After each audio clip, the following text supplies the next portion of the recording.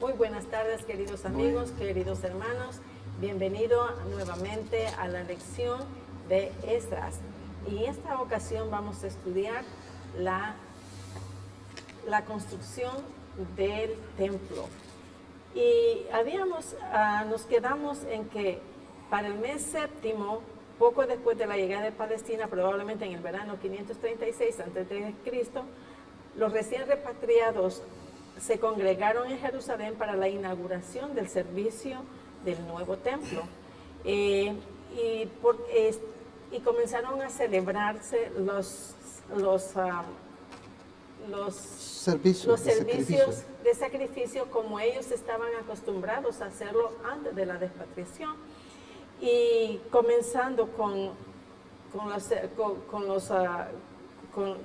las fiestas de las trompetas, luego las demás fiestas solemnes que las cuales ellos siempre acostumbraban a celebrar para el Señor.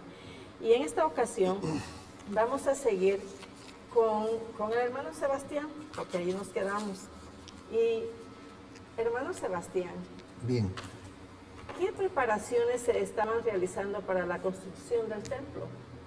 Bien, antes de contestar esto quisiera hacerles recordar nuevamente, una vez que la hermana dijo que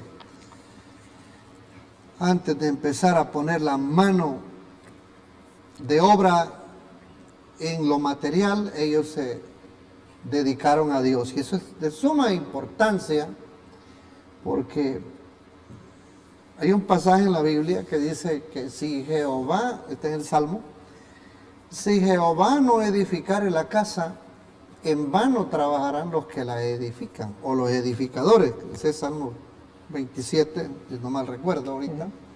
127. 27, ¿verdad? 127. O 127, perdón. Salmo 127. Gracias. Verso 1.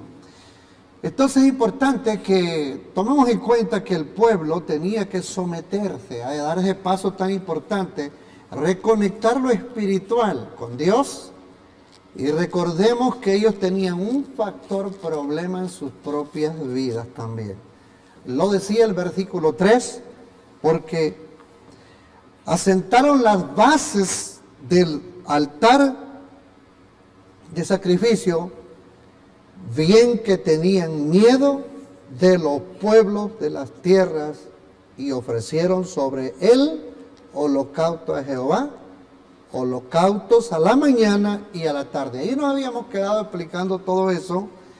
Y ahora, leyendo el versículo 7, qué mejor que hacer este arranque de la obra material ya y todo, comenzando con el versículo 7, dice así: y dieron dinero a los carpinteros y oficiales, asimismo comida y bebida y aceite a los sidonios y tirios, para que trajesen madera de cedro del Líbano a la mar de Jope, conforme a la voluntad de Ciro, rey de Persia, acerca de esto.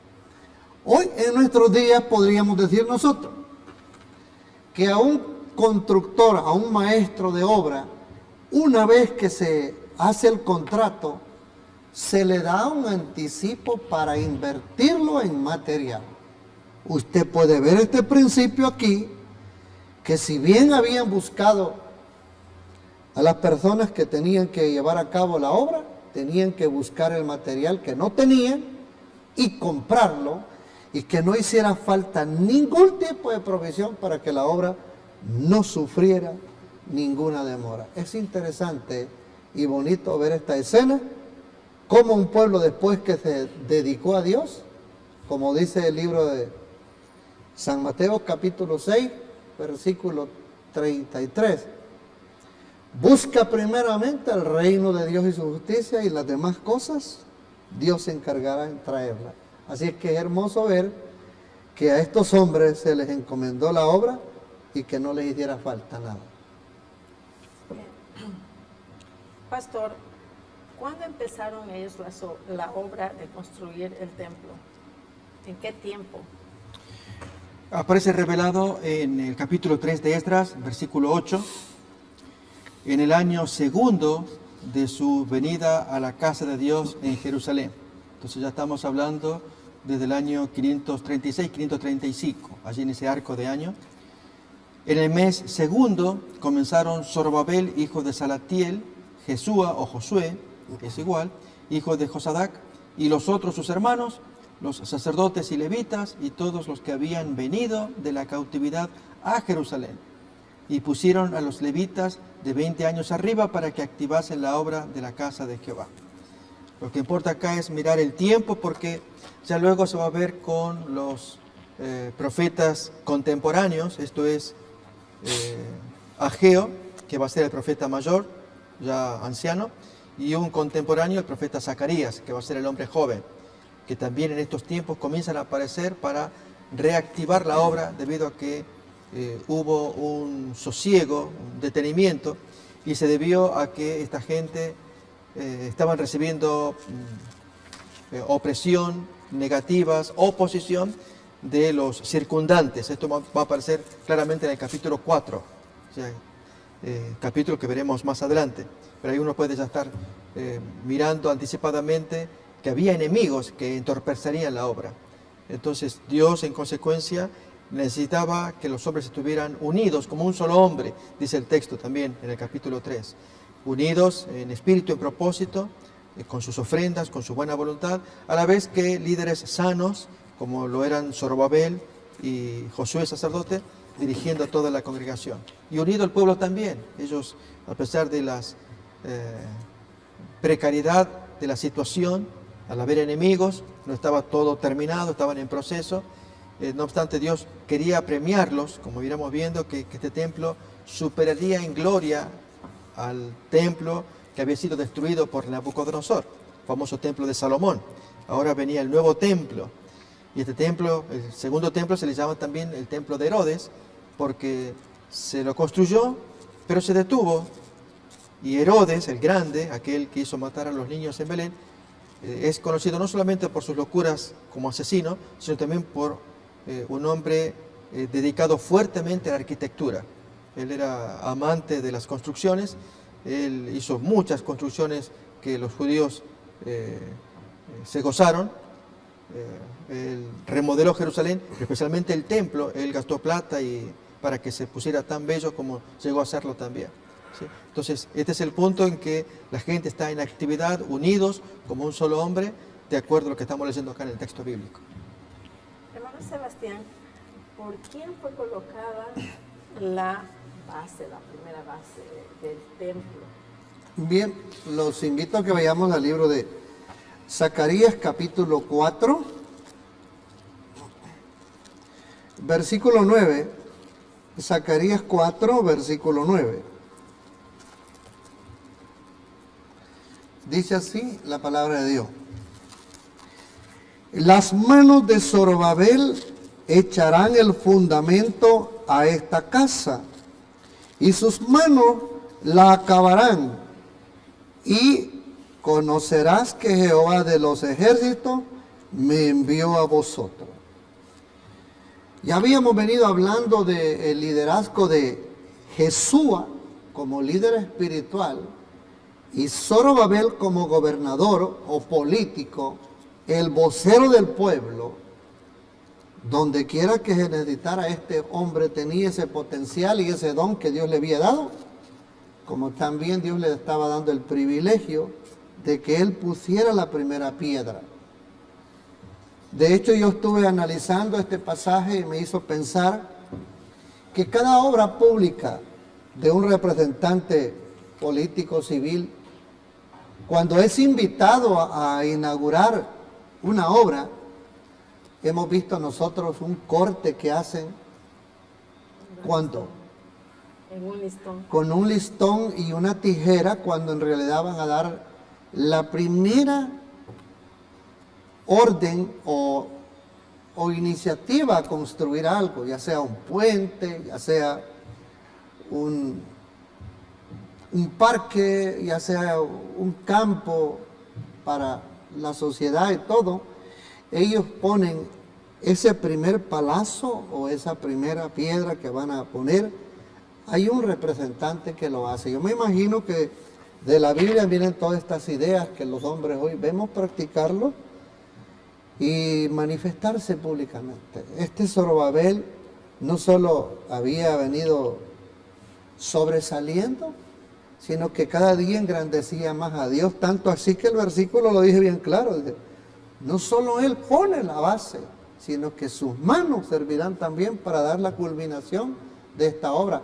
Estará presente, y Dios es el que lo dice, y eso trae una gran confortación, saber que Dios lo anticipa antes que esté terminado el templo, y así lo va a cumplir.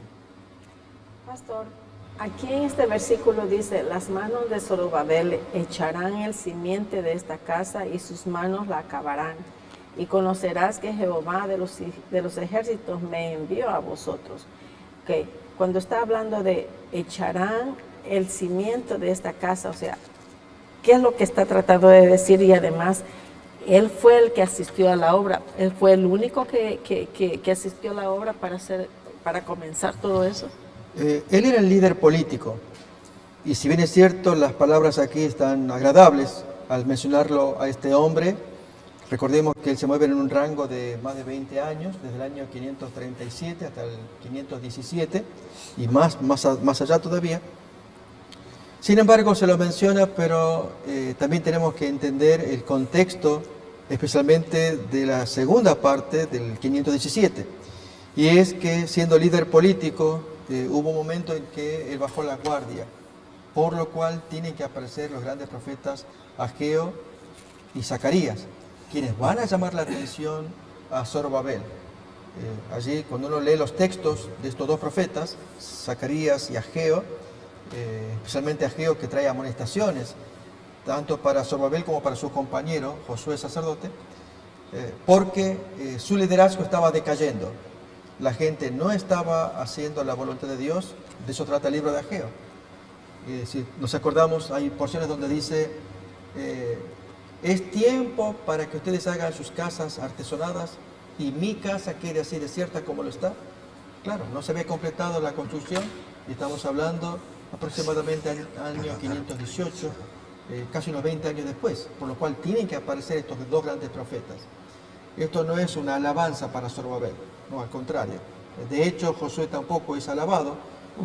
Menciona el capítulo 3 de Zacarías, en forma simbólica, el Josué, sacerdote, se presenta ante Dios, pero tiene ropas inmundas. Es simbólico, muy bonito, pero simbólico. Y Satanás, que está al lado derecho, acusándole que ese hombre merece ser destruido. Y Dios va a intervenir para salvar a ese sumo sacerdote, porque es un hombre pecador como todos, pero reconoce la gracia y el perdón de Dios, y Dios le otorga el perdón. Y con ello hace acallar la acusación satánica de Zacarías capítulo 3. Entonces, con esto miramos cómo estos dos líderes hicieron su grande obra, pero es bueno pensar que a veces los liderados, el pueblo, la gente, pueden dar respaldo o no al líder. ¿Cuántas veces ha pasado que es el mismo pueblo el que hace desanimar al líder? Acordémonos que así fue el trato que el pueblo le hacía a Moisés. Moisés ya no daba más, le pedía a Dios que le quitara la carga de conducir al pueblo. Y Dios no lo liberaba, pero el culpable era el pueblo, del desánimo de los líderes. A veces puede pasar lo mismo. Y en algún sentido pasó con Zorobabel y con Josué también, cuando ellos decayeron un poco y tuvo que venir el refuerzo de estos dos grandes profetas, Ageo y Zacarías. Hermano Sebastián, en toda obra hay un líder, ¿verdad? Siempre, sí. En este caso, ¿quién fue el líder? ¿Quién fue la persona que estaba dirigiendo la construcción? Bien, el versículo 9 del capítulo 3 de Esdras nos da una enorme explicación. Vamos a leerlo todos juntos, el versículo 9. Dice, Jesúa también sus hijos y sus hermanos, Cadmiel y sus hijos de Judá, como un solo hombre, asistían para dar priesa a los que hacían la obra en la casa de Dios. Los hijos de Henadad, sus hijos y sus hermanos levitas. Jesúa era el líder personal. Pero siempre quiero que entiendan ustedes, y nosotros también lo vemos así, que como mencionaba el pastor, es importante que todo líder reciba apoyo. Mis queridos hermanos allá en la distancia, les queremos decir, cuando yo he analizado y mirado los dones espirituales, a mí me gusta un don que está allí en el capítulo 2 de 1 Corintios, ¿no? Así es. Hay uno que si bien no le habremos tomado mucho en cuenta, pero que es el don de la ayuda. Y qué importante se siente un líder cuando, con lo más mínimo, cualquier hermano, cualquier hermana está presto para asistir, para acercar, para retirar, para limpiar y dejar sano todo aquello. Ver a las personas que tienen ese optimismo, esa voluntad. Yo no es que menosprecie los otros dones, son hermosos todos, pero este don de la ayuda a mí me gusta bastante, porque eso nos hace sentir de menos a nadie. Y aquí vemos nosotros que Jesús también y sus hijos, dice, y sus hermanos, también estaba Cadmiel y sus hijos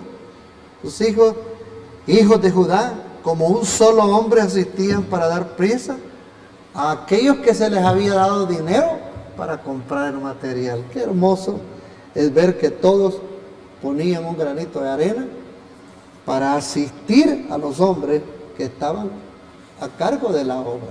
Es bien hermoso ver que no estaban solos.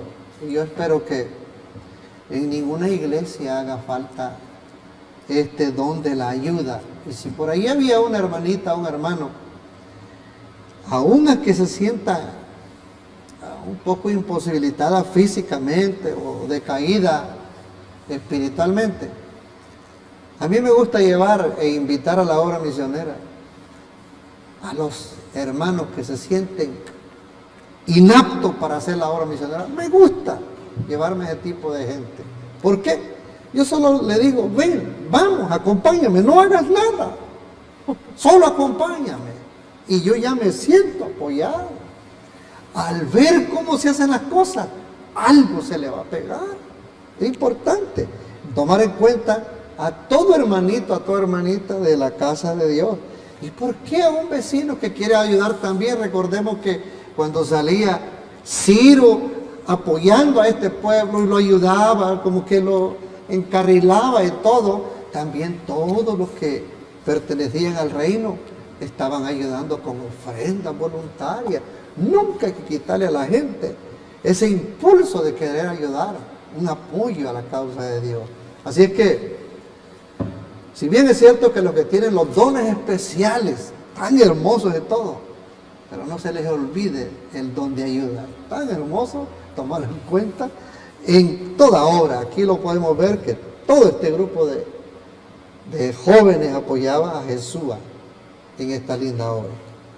Me hace muy curioso ver de que todas estas personas que estaban ayudando a la construcción eran levitas.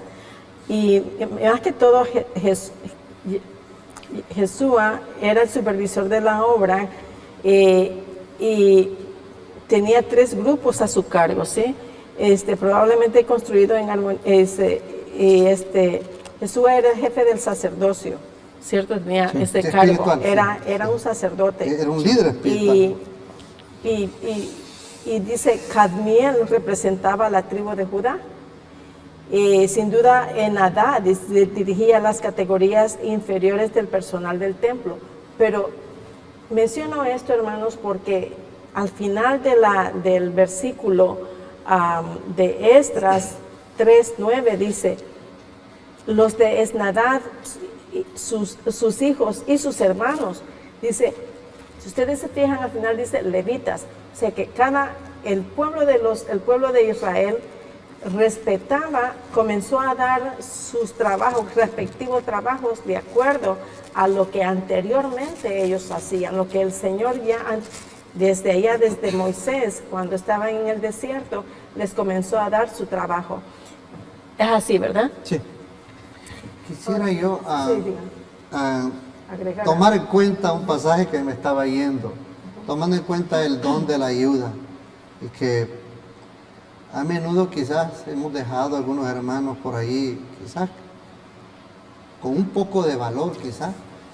Recordemos que en Colosenses capítulo 3, versículo 23, hay una linda respuesta en este pasaje para todo aquel que se enfila o se anexa a apoyar a un grupo de hermanos que han sido designados. Versículo 23 dice: y todo lo que hagáis, hacedlo de ánimo, como al Señor y no a los hombres. Si hay un estado débil en la fe de un hermano o una hermana, al considerar el don de la ayuda, acercándose de una manera de poder poner un granito de arena y reconociendo que mi identidad personal al acercarme es porque mi meta es colaborar con la causa de Dios. Por supuesto, no menospreciando o atropellando la dignidad de otro hermano que tiene otro don, sino que todos, como un solo pensamiento, decía el versículo, se unían para hacer el trabajo. Qué lindo es trabajar así, sin ningún prejuicio personal. Dios prospera esta obra y está más que dispuesto a recibir cualquier don de ayuda que cada hermano quiera dar. Gracias, hermano. Pastor, mientras la base se construía, se estaban estableciendo los servicios que se practicaban anteriormente, ¿cierto? ¿Cuáles eran esos servicios? Vamos a buscarlo. Esdras capítulo 3, versículo 10, muy bonito, y tomando el concepto de dones espirituales que estaba exponiendo Sebastián. 3:10 dice: y cuando los albañiles del templo de Jehová echaban los cimientos, pusieron a los sacerdotes vestidos de sus ropas y con trompetas, y a los levitas, hijos de Asaf, con címbalos, para que alabasen a Jehová, según la ordenanza de David, rey de Israel. Acá por lo menos estamos viendo dos dones que Dios había dejado. En un caso, el don de la música, a estos levitas con címbalos, con música. Y en el caso de los sacerdotes, más que un don, era un deber, ya por vitalicio, al recibirlo de sus padres, ellos debían ejercer el ministerio, ¿sí? Lo interesante es que esta gente se pone a actuar apenas se están poniendo los cimientos. Lo que se dijo hace un momento atrás, ellos no esperaban a tener el templo terminado, sino por el contrario, mientras se estaba realizando la construcción, ya estaban llevando adelante los servicios en sí. Los músicos entonando con los címbalos, con todo lo necesario, los hijos de Asaf, que eran conocidos como músicos, a la vez que los sacerdotes también llevaban su ropa, ya vestidos, y entonces se imponía ante la gente un espíritu que es lo que Dios quería que lo hubiera. No un espíritu mixto de cuando se hacen trabajos, cuántas veces hay bromas o comentarios que no son atinentes. En este caso era construir el templo de Jehová y la aparición solemne de los sacerdotes con sus ropas que imponían, más la música, las alabanzas, y estaban construyendo, pues generaba un espíritu muy agradable, donde se sentía la presencia de Dios. Hermano Sebastián, ¿por qué los ancianos lloraban entonces si estaban en si estaban haciendo lo que ellos querían hacer por tantos años? Llegaron allí poniendo los cimientos, estaban los sacerdotes en su mejor apogeo, en sus servicios. ¿Por qué lloraban? Bien, vamos a considerar el versículo 12 de Esdras capítulo 3 primeramente, después vamos a leer otra cita bíblica. ¿Ven? Esdras capítulo 3 versículo 12 dice lo siguiente: y muchos de los sacerdotes y de los levitas y de los cabezas de los padres, ancianos que habían visto la casa primera, viendo fundar esta casa, lloraban en alta voz, mientras muchos otros daban grandes gritos de alegría. El texto es bien específico.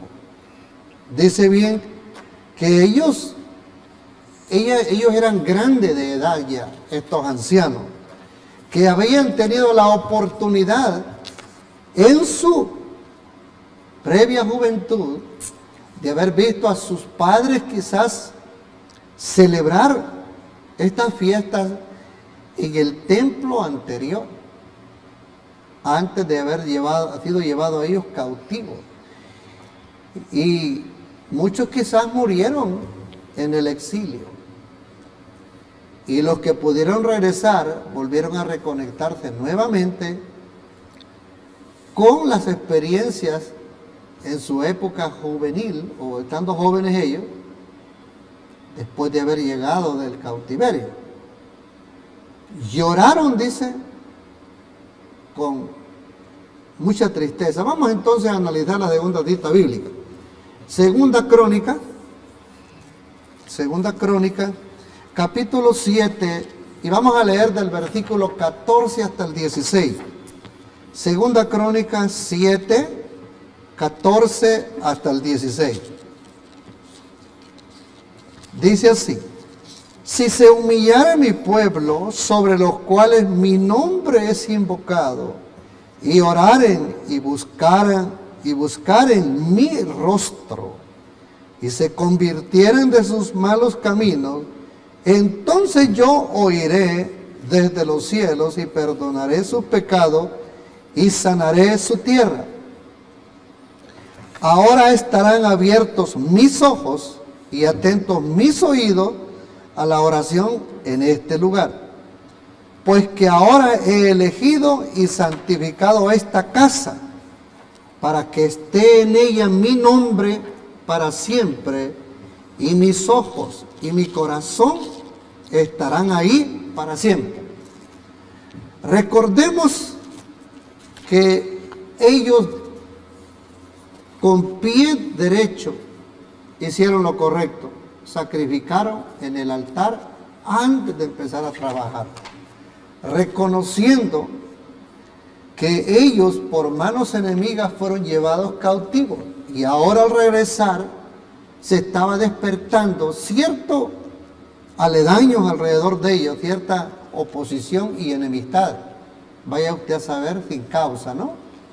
Pero ellos estaban regresando, y al haber convocado a la iglesia a una santa convocación, todos habían sido perdonados sus pecados, había paz en ellos, había gozo espiritual, y al ver ellos cumplirse esta obra, recordaban la triste historia que habían vivido. Decía yo en el pasado, hace unos instantes, que muchos sin deberla tienen que pagar un precio caro de esclavitud por causa de otros que menosprecien la causa de Dios estando en el presente representando a Dios. El que no aprende a la buena va a aprender a la mala. Y este cautiverio les causó muchas heridas a ellos. Ahora al volverse a conectar con Dios, ellos desean hacer las cosas bien y que Dios esté con ellos, los acompañe todos los días, y esos enemigos que estaban alrededor se mantengan muy alejados, porque ellos se consentían inferiores a esos enemigos y en un instante los podían vencer a ellos. Pero haciendo lo correcto, Dios les prometía estar con ellos siempre. Qué lindo, ¿no? Es hermoso ver todo esto y cómo había lloro y a la vez gozo. Quiero leer algo que me llama mucho la atención aquí. En Ageo 2:3 dice, por lo que usted acaba de decir, dice que muchos ancianos que habían sido llevados a cautiverio desde su juventud aún estaban vivos. Y por lo tanto ellos recordaban cómo era la gloria del pueblo, del templo que Salomón había construido, que a diferencia de esta pues no era nada, ¿no? Dice en Ageo 2:3, ¿quién ha quedado entre vosotros que haya visto esta casa en su primera gloria? ¿Y cuál ahora la veis? no es ella como nada delante de vuestros ojos. Yo supongo de que se habrán entristecido muchísimo al hacer la comparación de un templo anterior con el nuevo que estaban construyendo. Era ni la sombra de lo que habían visto anteriormente. Pastor, ¿cómo se compara este templo con el primero en cuanto a la apariencia? ¿Eso era lo que el Señor quería mostrarles a ellos? Sí, pero había algo más. Usted leyó Ageo capítulo 2, vamos a leer unos versículos más todavía, que ahí hay una clave, en el versículo 7, pero antes, ubiquémonos en el tiempo. Es saludable entender el contexto para entonces ubicarnos y las reacciones de la gente. Esdras capítulo 3 nos está hablando del segundo año de la repatriación, entonces estamos hablando del año 536, 535. Esa es la fecha en que se mueve acá esta historia, ¿no? Entonces, en el capítulo 3, versículo 11, aún hasta el 13, sin pretender acotar el capítulo 3, porque hay más asuntos, pero veamos ese contexto donde están los ancianos, gente muy grande. Y cantaban alabando y dando gracias a Jehová y diciendo, porque Él es bueno, porque para siempre es su misericordia sobre Israel. Y todo el pueblo aclamaba con gran júbilo, alabando a Jehová, porque se echaban los cimientos de la casa de Jehová.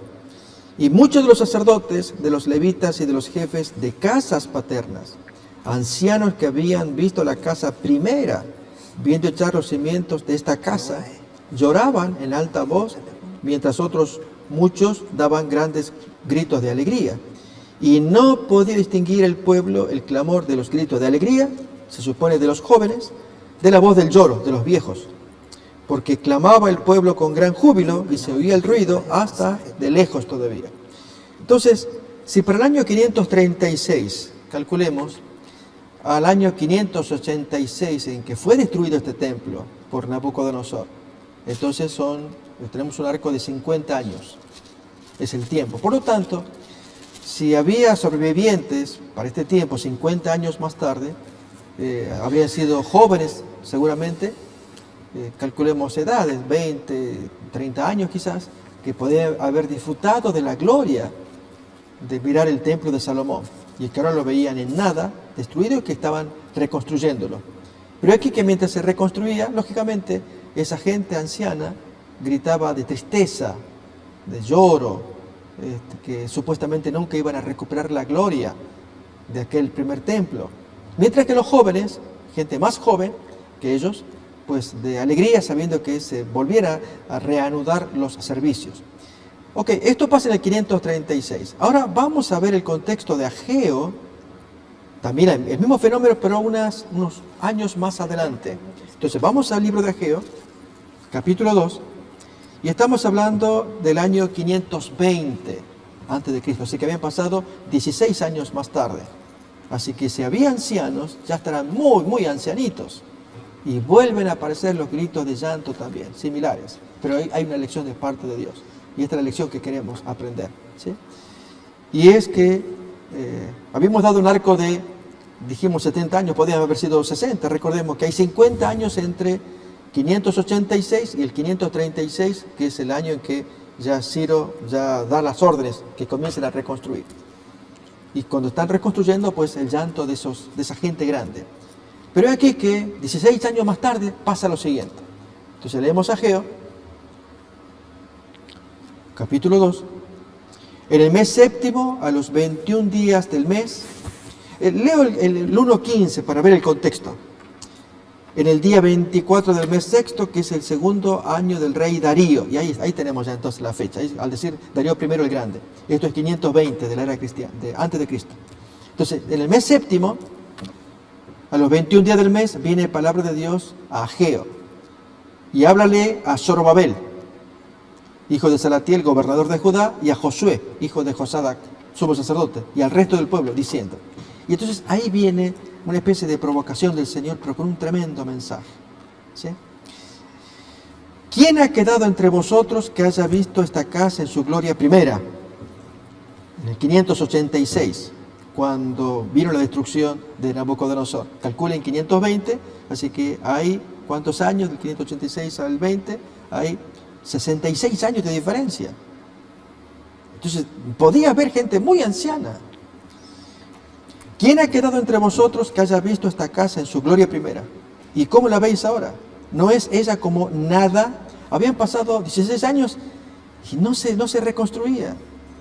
No solamente había trabas de los enemigos, eso vamos a ver en Esdras 4, sino aún de la gente, la flojera, porque estaban primero sus intereses. Es una gran lección que hay que aprender. Cuando uno descuida los negocios del Señor, recordemos, fueron las palabras de Jesús a su madre: ¿no sabíais que en los negocios de mi Padre yo tengo que estar? ¿Cuántas veces uno descuida los negocios del Señor para atender los propios negocios personales? De eso trata el libro de Ageo. Entonces Dios le dice: no es ella como nada. Ustedes mírenla, a ver si hay alguno que mire la gloria del templo de Salomón para el 586. ¿Ok? Seguimos leyendo. 2:3 de Ageo. Al final: ¿no es ella como nada delante de vuestros ojos? Pues ahora, Zorobabel, esfuérzate, le dice al gobernante, dice Jehová. Esfuérzate también tú, Josué, hijo de Josadac, somos sacerdote.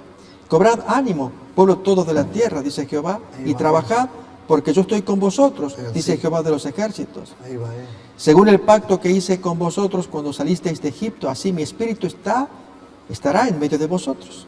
Y acá viene la frase bonita y una lección que vamos a extraer. Versículos 6 y 7.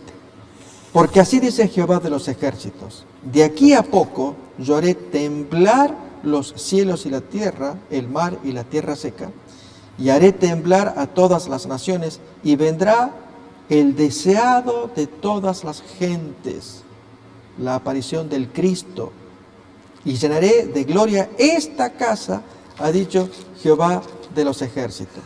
Es decir, es cierto, parece nada este templo comparado con la gloria del templo de Salomón. Sin embargo, este templo tendrá mayor gloria, el segundo templo, que el primero. ¿Por qué? Porque apareció el deseado de todas las gentes, la aparición de Cristo. Cuando Cristo apareció en el templo, a ver, ahora sí vamos a pensar, a ver si se cumplió la profecía. ¿Ustedes, amigos, se acuerdan de cómo fue la aparición de Cristo en el templo? Y cómo el templo se llenó de gloria y la gente se ofendió. Ese es el punto, una gran lección para aprender. Y es que cuántas veces Dios no solamente hace cumplir su profecía, que llena de gloria esta casa, el segundo templo. Recordemos, se le llama el templo de Zorobabel, es el nombre, y el templo de Herodes, es el mismo templo.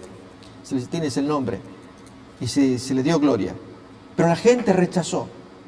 No. Se molestaron los dirigentes de aquel tiempo. ¿Nos acordamos? Cómo Dios cumple la profecía y la persona no logra mirar. Fue ¿cuándo fue, Celia? Que se produjo esa gloria, que el Cristo llega al templo. El texto dice acá: llenaré de gloria esta casa. Porque fue él mismo fue cuando llegó como los sacerdotes, ¿cierto? Ajá. ¿Cómo lo hizo? Expulsando a los cambistas.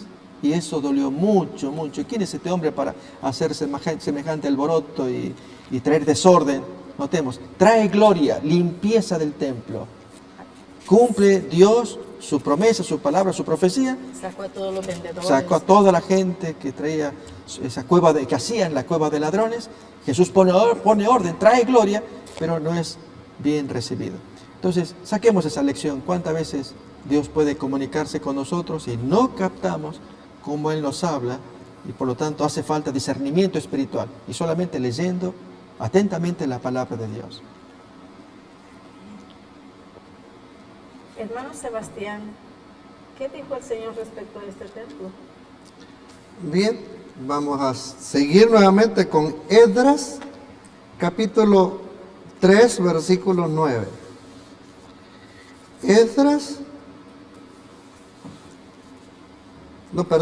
Ageos. Es el libro de Ageo, capítulo 2, versículo 9, Ageo 2, versículo 9. La gloria de esta casa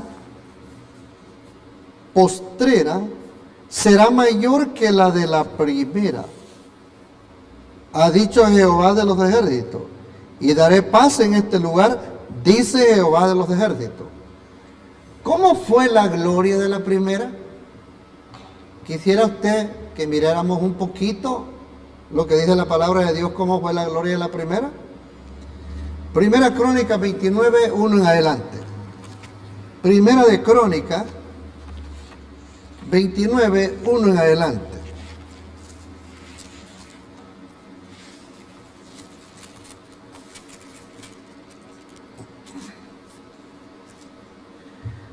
Después dijo el rey David a toda la asamblea: a solo Salomón mi hijo ha elegido Dios.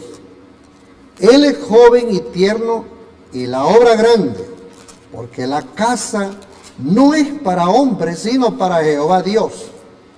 Yo empero con todas mis fuerzas he preparado para la casa de mi Dios oro para las cosas de oro, y plata para las cosas de plata, y metal para las de metal, y hierro para las de hierro, y madera para las de madera, y piedras oniquinas, y piedras preciosas, y piedras negras, y piedras de diversos colores, y toda suerte de piedras preciosas, y piedras de mármol en abundancia. A más de esto, por cuanto tengo mi gusto en la casa de mi Dios, yo guardo en mi tesoro particular oro y plata, que además de todas las cosas que he aprestado para la casa del santuario, he dado para la casa de mi Dios,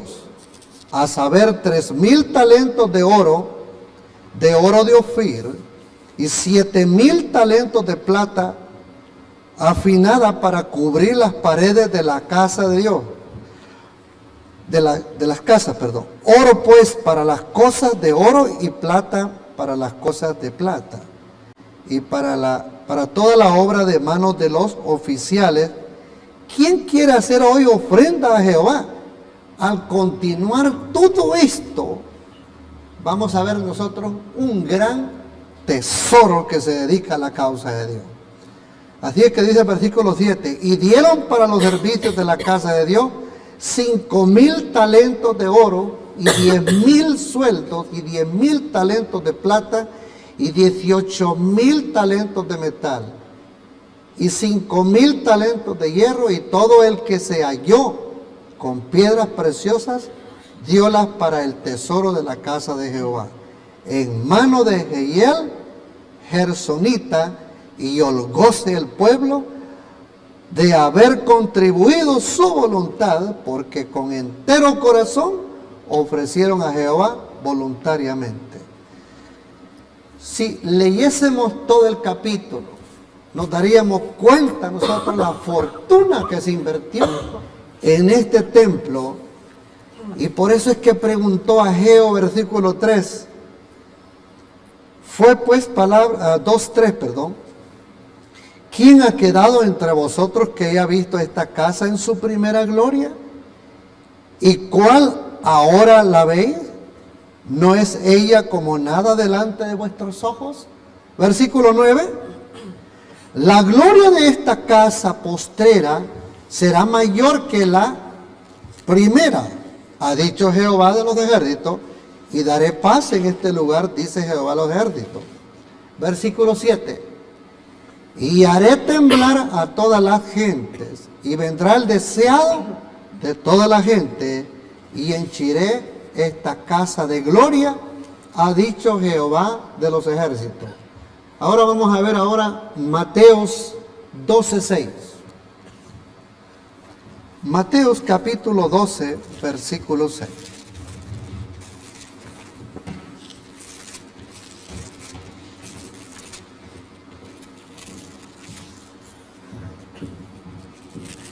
Dice así en la palabra de Dios: pues os digo que uno mayor que el templo está aquí. Y el pastor lo explicaba.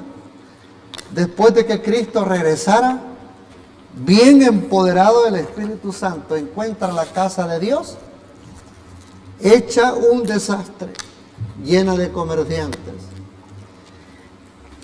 vendiendo todo tipo de animales de todo y sacando ganancias. Por eso es que el Señor Jesús les había dicho que Él ya no quería sacrificio, sino que quería un corazón entregado, como lo acabamos de leer en Primera de Crónicas 29. Ahora estando Cristo aquí y ver la gloria de Él y su compasión para con sus contemporáneos, no apreciaban lo que Dios hacía por medio de Jesús y haber favorecido a su pueblo. A los suyos vino y los suyos no le recibieron. Gracias, hermano. La mayor gloria del segundo templo fue mayor que la anterior. Al contrario, ¿verdad? Fue menor que la anterior. O sea, fue menor que el primero. Ok, habría que pensar bien a qué se refiere con la gloria.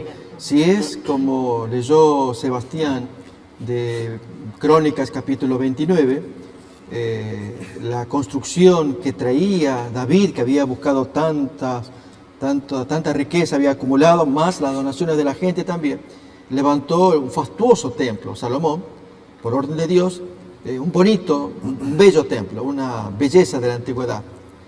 Sin embargo, Dios promete, según Ageo capítulo 2, 7 y 8, 6 y 7, que la gloria del segundo templo sería mayor, pero no en términos de edificio, de construcción, sino por la presencia del Cristo, del deseado de toda la gente. Amén. Entonces, esa presencia, esa gloria, eso es muy importante discernir con conocimiento espiritual, que Dios puede revelarse diciendo Él que viene algo superior y el ser humano no lo advierte. Voy a dar un ejemplo, vamos a leer también Juan capítulo 7, miren cómo se llenó de gloria. Dije hace rato que la gloria en gran medida empezó Jesús limpiando el templo, quitó los cambistas, pero aquí luego se instala en el templo, Él enseña allí con autoridad. Como cuenta entonces, leemos Juan capítulo 7 y vamos a ver aspectos de esa gloria y si realmente fue mayor la gloria del segundo templo en la presencia del Cristo, la presencia de Jesús, que el oro y la fastuosidad del primer templo. Notamos, son dos cosas distintas. Mientras que el primer templo tenía mucho honor material, el segundo templo, mucha riqueza material, el segundo templo tenía la presencia de Cristo enseñando. Tal vez el templo materialmente era menor que aquel de Salomón, es cierto, pero era superior por quien estaba allí enseñando, trayendo la gloria. Lo cuenta Juan capítulo 7.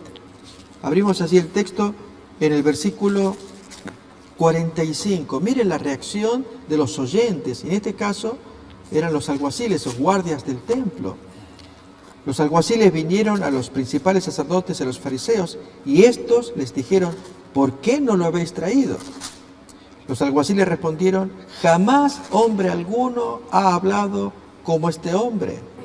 Entonces los fariseos les respondieron, ¿también vosotros habéis sido engañados?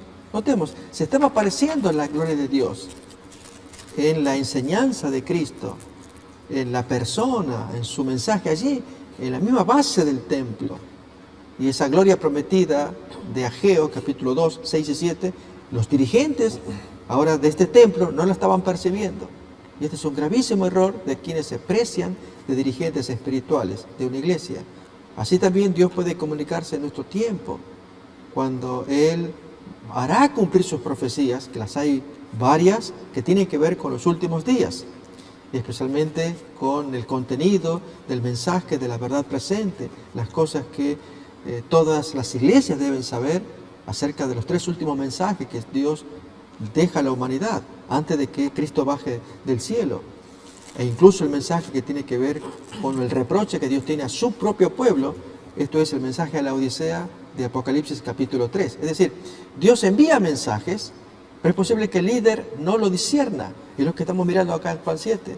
Dios prometió con Ageo llenar de gloria el segundo templo, con el deseado de todas las naciones, y cuando aparece el deseado, los dirigentes no lo aprecian, lo rechazan. Entonces, esa es la gran lección que hay que aprender, de que Debemos ser humildes, buscar humillarnos delante de Dios para que Él nos dé discernimiento, envíe su Espíritu, abra nuestra mente, estemos dispuestos a ser guiados, enseñados. Muchas veces hay líderes que suponen que como tienen harto conocimiento, no pueden ser enseñados por alguien menor, humilde. ¿El que me va a enseñar si no pasó por algún lugar teológico? Así pensaban de Jesús. ¿Cómo éste sabe si no ha estudiado letras? O sea, en las escuelas de los rabinos. Y Jesús tenía conocimiento. Ese es el mayor ejemplo para que aprendamos a ser humildes. Y en este caso es sumamente importante. Dios está cumpliendo acá, primeramente, con el segundo templo. Esta profecía que estamos mirando al final del capítulo 3 de Esdras. La gente que llora allí, que no se puede distinguir entre el gozo de unos reconstruyendo el templo y la tristeza de los otros, llorando porque no se va a alcanzar la gloria del templo de Salomón, que habían sido testigos de mirar ese templo. Y sin embargo Ageo, que completa, eso es lo que interesa acá, cómo los textos bíblicos son complementarios. Zacarías, hemos dicho, Ageo son profetas contemporáneos de Zorobabel, y ellos traen más luz para entender, y esa es la luz que hoy llega a nuestros días también. Y muy especialmente sepamos que Dios va a mandar más luz todavía, aún a su pueblo, al cual llama Laodicea, y a los cristianos de diferentes partes: salgan de allí, pueblo mío. Y cuando Dios lo dice, lo promete, lo profetiza, cuando lo cumple, que tengamos buen discernimiento para ver cómo esto se lleva a cabo, y entonces uno cumple la voluntad de Dios en lugar de entorpecer el plan del Señor. Gracias, pastor. Hermano Sebastián, ¿cuál es la lección objetiva de la construcción de este templo, entonces? Bien, como lo dijera el pastor anteriormente, traer al tiempo de las generaciones la gloria esperada por un pueblo que esperaba al Mesías.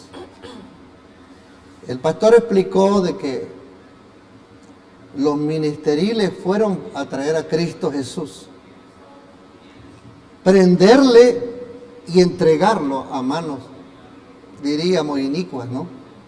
Porque dicen representar la causa de Dios y están dando una orden de muerte. Esto tiene mucho que ver y que aprender en la vida de cada uno de nosotros. Yo quiero tratar de recordar una cita que ya días no la practico, pero dice así en el Conflicto de los Siglos, y no mal recuerdo el capítulo 40 por ahí. Dice: la más grotesca pobreza, acompañada con un espíritu de abnegación al servicio de Dios, valen más que cualquier oro o riquezas obtenidas en este mundo. La gloria de Cristo Jesús, a pesar que tenemos un templo reedificándose aquí, con una gran diferencia de la riqueza que el anterior tuvo, que hiciera Salomón. Pero el versículo 9 lo dice, el versículo 7 también del capítulo 2 de Ageo, que Dios iba a traer, iba a hacer temblar las conciencias por la entidad de Dios en la vida de Cristo Jesús. Porque Cristo dijo: yo no hago nada de mí mismo, dijo. Lo que yo hago es obra de Dios en mí. Cuando yo veo y pienso todo esto que hablar el pastor, me viene al pensamiento este otro capítulo de San Mateo, capítulo 16. Y dice así la Biblia: hablando a los seres humanos que les haya ido bien en este mundo. 16:26 dice: porque ¿de qué aprovecha al hombre si granjeare todo el mundo y perdiere su alma? ¿O qué recompensa dará el hombre por su salvación? ¿Le interesa a Dios el oro y la plata? En actos finales como un juicio para la salvación. Dios está lleno de oro, allá arriba y todo. No necesita todo eso. Lo necesitó en un tiempo para reedificar el templo. Pero ahora, desde que Cristo dijo que podía derribar el templo y en 3 días reedificarlo, el templo que Dios quiere reedificar hoy en día en nosotros es la morada del Espíritu Santo. Estuvo Cristo en la vida de ellos y a nosotros nos dice, bienaventurados los que sin verlo han creído en Él. También nos dice Primera de Pedro, que sin verlo lo hemos llegado a querer. Vea lo que le sucedió a los principales a quienes Cristo les compartiera la belleza del Espíritu de Dios en desarrollo en su corazón. San Juan 12:42 dice así: con todo eso, aún de los príncipes, muchos creyeron en él, mas por causa de los fariseos no lo confesaban, por no ser echados de la sinagoga. Mire cómo vende el ser humano su estima personal. Le interesa más un cargo o un puesto que salvar su propia alma. Estos individuos murieron con el deseo de ser salvo, con el ardor de la conciencia, porque el Espíritu quemaba en ellos, pero sin embargo había un cargo que no había que perder. ¿Cuál es el cargo al que le tienes tú tanto amor hoy en día? ¿Cuál es la profesión que tienes? ¿Estudiaste, hermano o querido pastor, para predicar y estamos sacrificando un mensaje tan hermoso que Dios quiere que dé en este tiempo a un pueblo que languidece, como dice Amós 8:11 por ahí? Porque aquí dice que yo enviaré hambre a la tierra y sed, no sed de agua ni hambre de pan, sino que de oír la palabra actualizada. No que estemos predicando el reino de Cristo solamente. Si Cristo ya vino, Cristo está por venir por segunda vez y tenemos que enseñarle a la gente que se prepare y que todos juntos podamos ser salvos. ¿Lo harás, querido hermano? No sacrifiques tu salvación por los apegos materiales de este mundo. El carácter es la belleza hermosa que Dios está desarrollando en ti y en mí también, y no la podemos echar a perder por una cosa que valga menos. Que Dios te bendiga, hermano. Fue un placer hablar esta tarde a ti y a muchos más. Allá en la distancia, un lindo sábado para todos. Muchas gracias, queridos amigos. Queremos agradecerles por habernos permitido entrar en sus hogares y deseándoles de antemano un bonito sábado, que el Señor los bendiga, y un hermoso fin de semana. Que el Señor los bendiga. Hasta la Dios los próxima. bendiga. Amén. Amén.